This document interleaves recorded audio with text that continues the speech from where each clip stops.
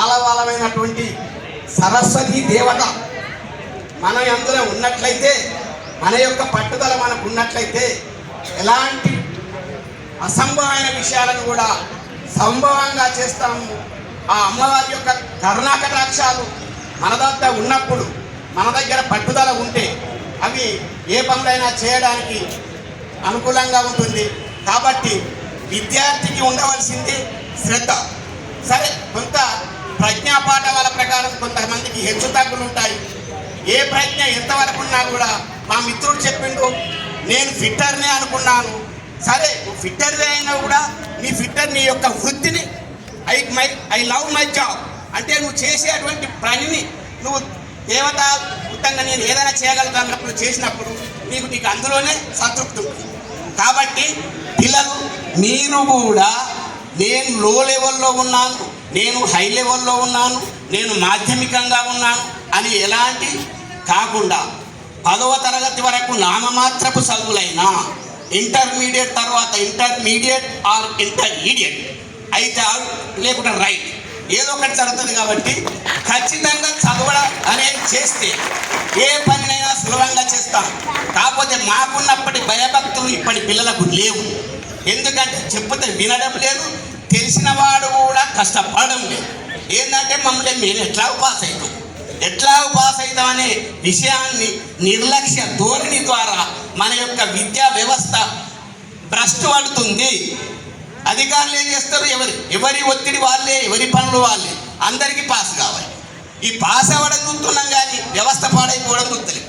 కాబట్టి దాన్ని ఏం చేస్తాం, యథా రాజా తదా ప్రజ, ఏది ఎట్లా జరగాలో అది అట్లా జరుగుతూనే ఉంటుంది. మళ్ళీ ఇక సరే, మనం ఏ వ్యవస్థనైనా మనం దాన్ని నడిచేదాన్ని ఆపలేము. కాబట్టి పిల్లలు, నేనైతే చెప్తున్నా, నేను చిన్నప్పటి నుంచి కూడా మేము చూసిండ్రా బాబు, మీకు పుస్తకాలు దొరుకుతున్నాయి, బట్టలు దొరుకుతున్నాయి, అన్నం దొరుకుతుంది. మాకు అన్నం కూడా లేదు, మేము ఒక పూట అన్నం తినేది, ఇట్లా కొద్ది రోజులు నడిచేది, మేము కూర్చుంటే మా లాగులు అరిగిపోయేది. ఇట్లాంటి పరిస్థితులు ఉన్నా కూడా మేము చదువుకున్నాం. మీకు నిర్లక్ష్య ధోరణి ఉన్నదని ప్రతి క్లాస్లో నేను చెప్తున్నాను. పిల్లలు, మీరు అవగాహన చేసుకోండి.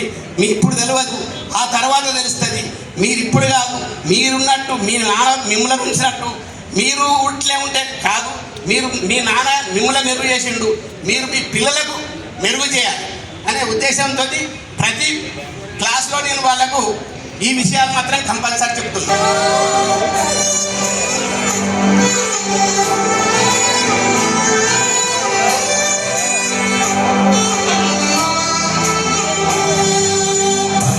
గదిలో తలరాతలు మార్చేటి గురువులారా, విశ్వానికి విజ్ఞానం అందించే ఆది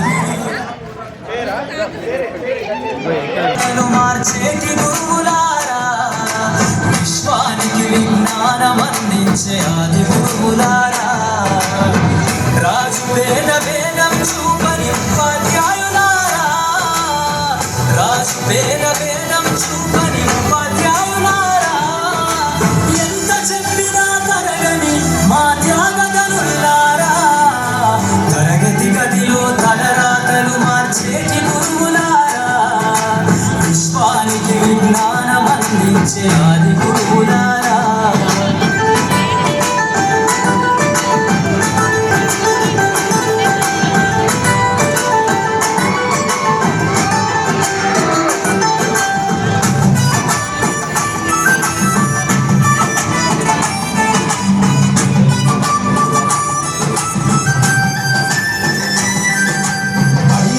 వయసులోన పలక బలకంత మొదలు పయనం, అంచలంచలుగా మేమెదుగుతుంటే మురిసెను నీ హృదయం, ఆట పాటల్లో అందగుంటూ మము ప్రోత్సహిస్తుంటారు, అందలమెత్తుకు మేమెల్లుతుంటే కుంగిపోతుంటారు, ఎదిగే కొద్దీ ఒదిగుండాలని జీవిత సత్యాలను చెబుతూ, ఎదిగే కొద్దీ ఒదిగుండాలని జీవిత సత్యాలను చెబుతూ, కృషి ఉంటే మీరు ఋషులవుతారని నమ్మకం నూరిపోస్తారు, తరగతి గదిలో తలరాతలు మార్చేటి గురువులారా, విశ్వానికి విజ్ఞానం అందించే ఆది గురువులారా.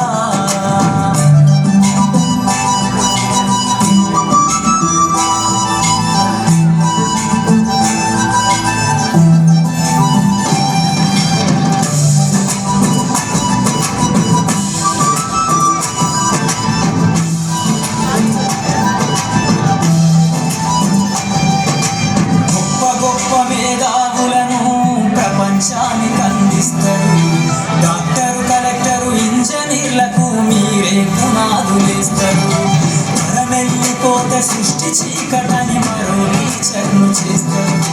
రేపటి తరము అంధకారంగా ఉండొద్దని ముందుంటారు.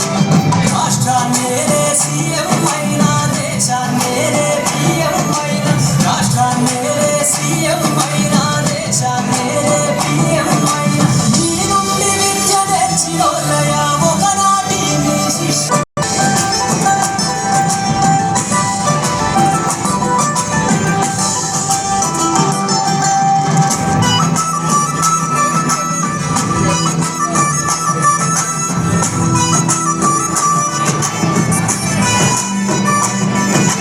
నీవిచ్చిందే జీవితం పచ్చ పెన్నుతో పెట్టే సంతకం.